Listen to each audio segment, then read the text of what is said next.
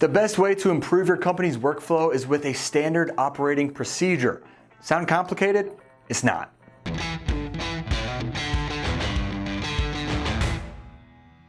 Hello world, my name is Mike Ploger, and in this series I've teamed up with Visme to tackle every last business operation question you could possibly have. In this video, we're meeting standard operating procedures head on so you can have a better understanding of what they are, their benefits, key elements, and even some templates that'll help you ease into implementation. Shall we? If you were to ask everyone's old friend Webster, they'd tell you that a standard operating procedure is a documented set of instructions that outline the steps required to complete a task or a process in a consistent way. The answer is in the term. It's a standard operating procedure. There's no more second guessing. There's no more hesitation. The tasks are in front of you, clearly outlined, and it's just a matter of getting them done. They're proven procedures that have worked in the past and are sure to work again. And you can implement them on anything from complicated, strenuous processes like manufacturing a product, or you can implement an SOP for simple daily tasks. And they're used in a wide range of industries: finance, healthcare, technology, you name it. There's a method to utilizing an SOP no matter what line of work you're in. Aside from the obvious reasons to implement an SOP, like promoting better project management, optimizing your processes, improving productivity, and continuously meeting your goals, let's dive into a few more. For starters, they promote consistency. You don't need to worry about creative roadblocks that will slow you down.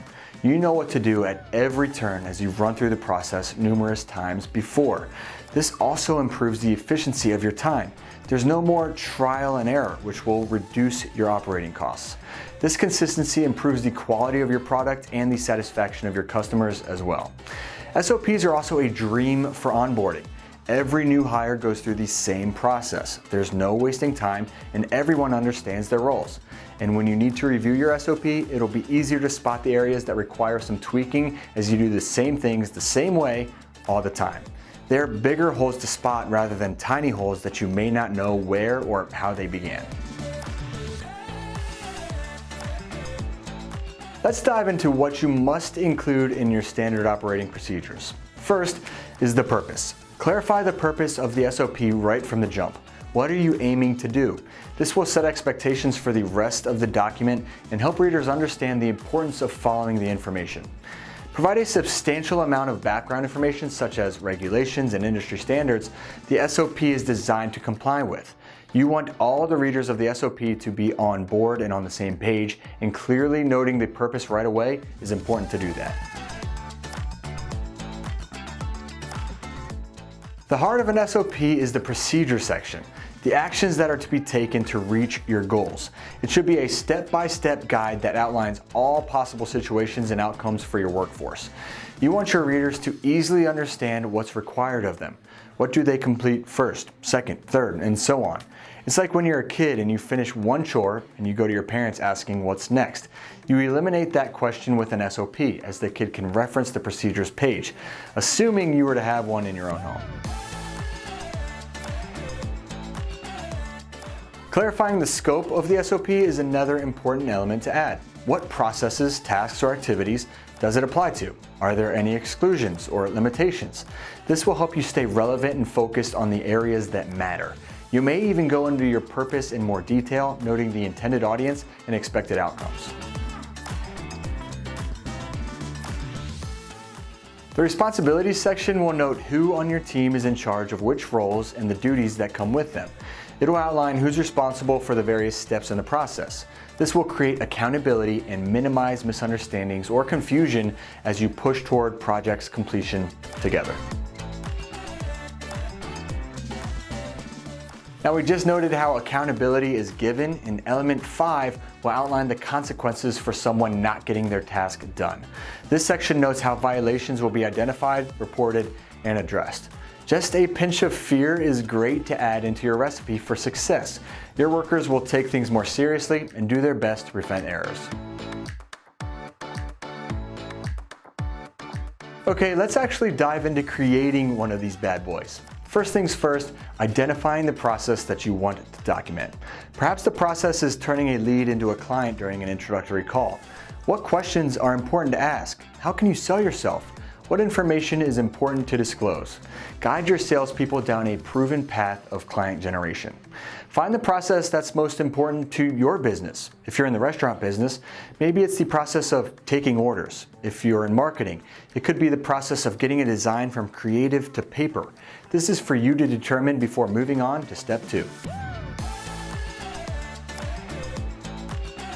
Let's stay on our sales example. To create the perfect SOP, you need input from industry experts and proven methods from the recent sales that you have.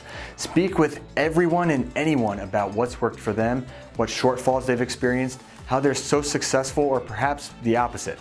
See if you can gather information from clients who purchased from you and what they liked or didn't like. Same goes for customers who went in a different direction. Why didn't they purchase from you? If there's another system in place, gather intel from that and learn where your employees get off track. This is a vital stage. Don't take the easy road and move to step 3 before you have a complete understanding.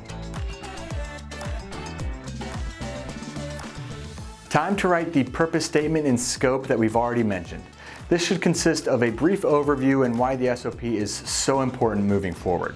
A purpose statement for our purposes may read, to convert cold leads into paying customers through knowledge and expertise of our product and the overall market. Then the scope outlines the procedures your readers can expect. You can keep it to short bullet points, but be specific. You want to ensure that it's aligned with your goals and keeps your readers focused. Once you have the scope clarified, it's time to write the specific procedures you expect your employees to follow. These should be written as clearly as possible to minimize potential questions. Language should be easy to understand, and you may even want illustrations or diagrams to help readers follow along.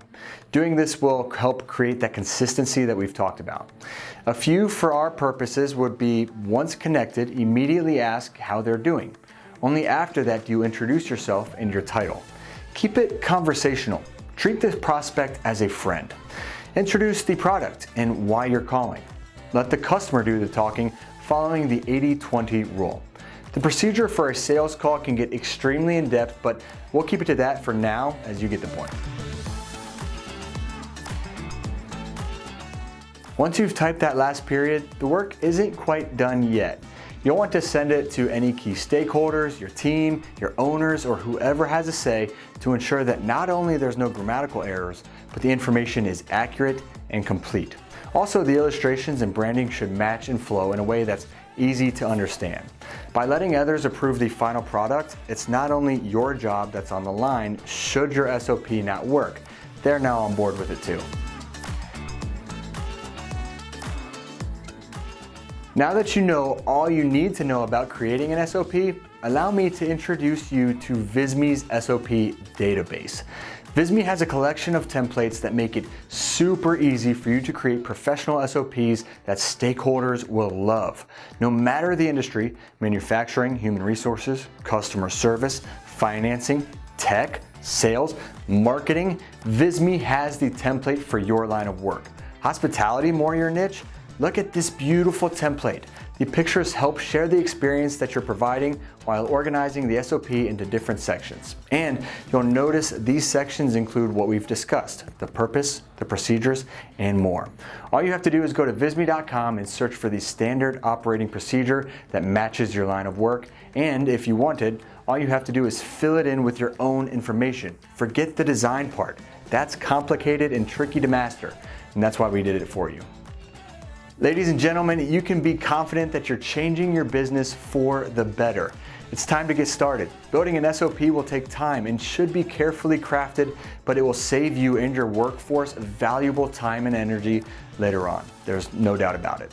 Hey, if you learned anything, please like our video. And if you want to learn more tomorrow, we have a vast channel of videos just like this one that are meant to help you take your business to the next level. Check it out and subscribe. We'll see you next time. I'm Mike Ploger with Visme, helping you make information beautiful.